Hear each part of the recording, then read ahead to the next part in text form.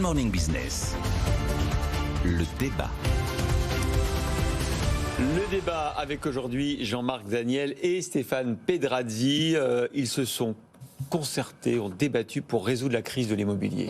Stéphane. Oui, alors c'est compliqué parce qu'actuellement on a trois principaux problèmes sur l'immobilier. On a un problème de financement avec la remontée des taux, on a un problème d'offre avec une production de logements qui ne permet pas de répondre à la demande, et on a aussi un problème de réglementation autour de la transition écologique, c'est-à-dire artificialisation des sols et impératif de rénovation énergétique. Donc si on prend les sujets les uns après les autres, en matière de financement, le débat actuellement tourne autour des critères du HCSF, le Haut Conseil de stabilité financière. Est-ce qu'il faut augmenter le plafond en termes d'endettement ? On est à 35% actuellement. Pour les ménages, est-ce qu'il faut autoriser les durées de remboursement supérieures à 25 ans, 27 si on achète en VFA, c'est-à-dire sur plan ? La Banque de France est assez frileuse sur la question. Elle rappelle quand même que ces mécanismes, au départ, ils ont été mis en place pour protéger les ménages contre les risques de surendettement. Et je suis un petit peu de cet avis quand même. Vous savez que Bruno Le Maire, lui, il a été plus souple ce week-end. Oui, mais Bruno Le Maire, il doit aussi défendre le secteur immobilier. Il n'a pas envie d'avoir un krach immobilier sur les bras. La Banque de France, c'est le gardien du temple. La Banque de France, elle n'a pas envie de se retrouver avec des ménages en situation de surendettement. Relever le plafond, franchement, je pense que c'est un risque. Mais après, c'est pas moi qui prends la décision. En ce qui concerne la production de logements, vous avez entendu Geoffroy Roux de Bézieux ce week-end, le patron du MEDEF, il parlait d'une véritable catastrophe avec sans doute pour l'an prochain moins de 300 000 logements neufs produits en France. Pour rappel, il en faut au moins 450 000, si c'est pas 500 000 par an, pour répondre à la demande. L'une des conséquences, c'est la hausse des prix à la location. Les principales victimes, ce sont les ménages les plus modestes. Je vais prendre un chiffre de l'INSEE, Jean-Marc va pas me contredire. 32%, c'est la part de revenus que les ménages les plus modestes consacrent aux dépenses de logement. C'est 14% pour les plus riches. Geoffroy Roux de Bézieux parle d'injonctions contradictoires. Là, je suis complètement d'accord. On ne pourra pas à la fois résoudre le problème du logement et interdire de densifier les centres-villes, protéger la biodiversité. À un moment, il va falloir faire un choix. Jean-Marc vous dira que c'est la priorité, la biodiversité. Oui. Oui. Et ce qui nous amène au troisième point, la question écologique. Là, je suis un peu plus embêté parce que franchement, je fais partie des personnes qui pensent qu'il faut vraiment accélérer la transition et qu'on a un grave problème. Mais en même temps, est-ce qu'il faut pour autant interdire aux ménages les plus modestes de se loger en étant dogmatique dans la politique de certaines villes ? On a des municipalités qui aujourd'hui ont des politiques en matière d'urbanisme et de construction qui relèvent du délire. Donc il va falloir faire des choix. C'est ce que disait Geoffroy Roux de Bézieux, et là je suis complètement d'accord. Jean-Marc Daniel, vous avez trouvé la solution pour résoudre la crise du secteur immobilier ? Le premier constat que je fais, c'est qu'il y a un problème du logement dans le monde politique, dans le monde économique français, depuis qu'il y a un ministre du logement. C'est-à-dire, le ministère du Logement a été créé pour la première fois il y a pratiquement 100 ans, c'était en avril 1925. Le premier s'appelait Arthur Levasseur et il avait un programme simple.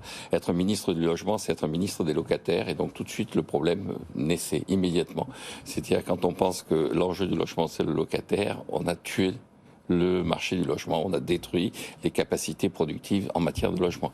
Alors je crois qu'il y a derrière ça, effectivement, il y a d'abord, une fois qu'on aura rétabli le marché, c'est la première priorité, avec l'objectif régulièrement rappelé de 500 000 logements, et sans tous les programmes électoraux, c'est la première fois cette année que pendant la campagne présidentielle, il n'y avait pas eu d'objectif affiché de construction et de mise en chantier de logements dans le quinquennat qui commençait. Mais en général, c'est 500 000, on en est donc Stéphane l'a rappelé, on en est entre 400 000 et 450 000 en ce moment, et on annonce plutôt une décrue. Et donc, comment il faut faire pour que ça augmente et tout ça. Donc, hier, Marine disait de relancer le PTZ, le prêt à taux zéro. Non, je pense qu'il faut libéraliser le marché, et à partir de ce moment-là, le prix va baisser. Mais pas forcément, parce qu'il n'y a pas assez d'offres. Oui, le prix va commencer par... il est libéralisé, le marché des prix de l'immobilier, Jean-Marc. Aujourd'hui, il y a une offre et une demande. Non, parce que vous avez toute une partie du logement qui est entre les mains des bailleurs sociaux, vous avez toute une partie du logement qui est soumis avec les évolutions du loyer. On les construit où, Jean-Marc, ces logements ? On ne peut plus artificialiser les sols. Oui, alors après, ce qu'il y a d'intéressant, c'est que les économistes, il y a 3 économistes qui ont dit ce qu'il fallait faire pour éviter qu'il y ait une emballée du prix du logement. La première chose, c'est de constater que normalement, le prix du logement à la fin, c'est une combinaison entre le progrès technique sur la construction, qui fait que le prix va baisser, et le foncier, qui lui a plutôt tendance à augmenter. Il augmente en fonction des réglementations des municipalités. Non mais merci bien, on va terminer avec des cabanes en bois comme aux États-Unis, quoi.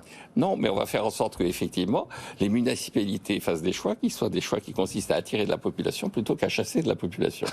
Donc, le deuxième enjeu, c'est l'enjeu qui consiste à considérer que la qualité du logement est un déterminant du prix et qu'à partir du moment où il y a un enjeu qui est un enjeu de transition écologique, de transition énergétique, il faut accepter la hausse du prix du logement parce que cette hausse du prix du logement correspond à un service rendu supérieur.